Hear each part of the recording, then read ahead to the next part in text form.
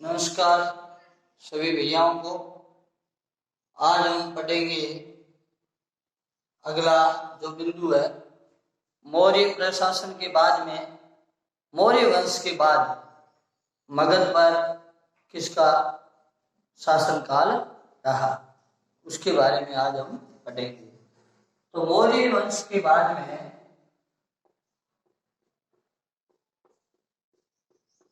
भारत पर शासन शुंग वंश का रहा।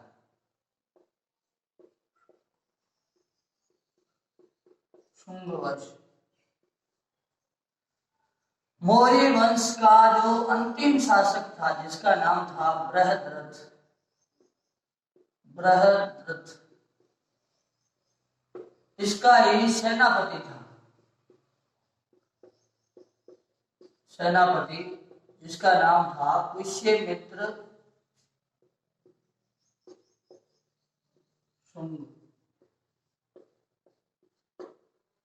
पुष्यमित्र शुंग ने मौर्य अंतिम सम्राट बृहद्रथ, जिसकी हत्या करके और स्वयं गद्दी पर बैठा, ये मौर्य वंश का सेनापति था बृहद्रथ के समय। यह एक प्रतापी शासक था और इसने 185 ईसा पूर्व 185 ईसा पूर्व में शुंग वंश की नींव रखी।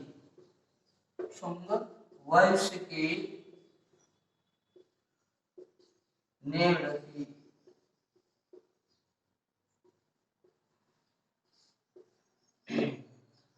इसके शासनकाल में बहुत से युद्ध हुए, जिसमें ये विजयी रहा।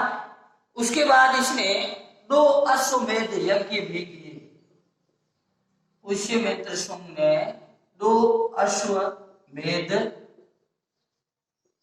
यज्ञ भी किए। अश्वमेध यज्ञ में पुरोहित के रूप में जो उपस्थित रहे वे थे व्याकरण पतंजलि। उसमें पुरोहित का कार्य भी किया। यह है महान व्यक्ति जिसके शासनकाल में हुए। ये संस्कृतज्ञ था, संस्कृत का ज्ञाता, संस्कृत का ज्ञाता था। और उस अश्वमेध यज्ञ में पुरोहित का जो कार्य किया था वो पतंजलि, व्याकरण पतंजलि ने किया। 185 ईसा पूर्व से लगा करके और 151 ईसा पूर्व तक इस वंश का शासन रहा। 151 ईसा पूर्व तक शुंग वंश का शासन कार्य रहा। तो सबसे पहले पुष्यमित्र, उसके बाद उसका पुत्री अग्निमित्र राजा बना। उसके बाद उसका भाई था ज्येष्ठमित्र। ज्येष्ठमित्र उसका भाई था, उसने शासन किया। फिर भद्रक ने, भद्रक और फिर भागवत। पुष्यमित्र वंशावली में देखेंगे अग्निमित्र, ज्येष्ठमित्र, भद्रक और भागवत। और अंतिम जो शुंग वंश का शासक था उसका नाम था वासुदेव। अंतिम जो शासक था उसका नाम था देवभूति। देवभूति और देवभूति का जो है शासन में अमात्य था, अमात्य, और उसका नाम था वासुदेव। अमात्य कहते हैं मंत्री को, अमात्य मंत्री। यानी अंतिम शासक जो शुंग वंश का वो देवभूति था और देवभूति के शासन में अमात्य के पद पर था वासुदेव। जो मंत्री था, मंत्री को कहते हैं, मंत्री पद पर था, उसने देवभूति की हत्या करके और शुद्ध वंश का अंत किया। हत्या की इसने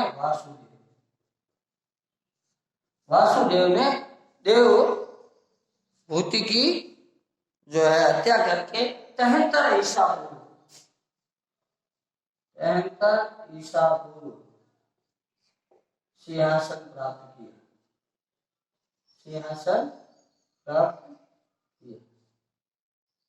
वासुदेव था वो कण्व वंश का था, ब्राह्मण कण्व वंश का ये शासक था।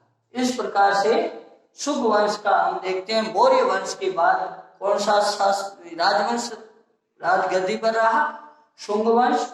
और शुंग वंश की स्थापना करने वाला पुष्यमित्र शुंग था, जिसने मौर्य सम्राट अंतिम जो बृहद्रथ की हत्या की, उसका सेनापति था ये।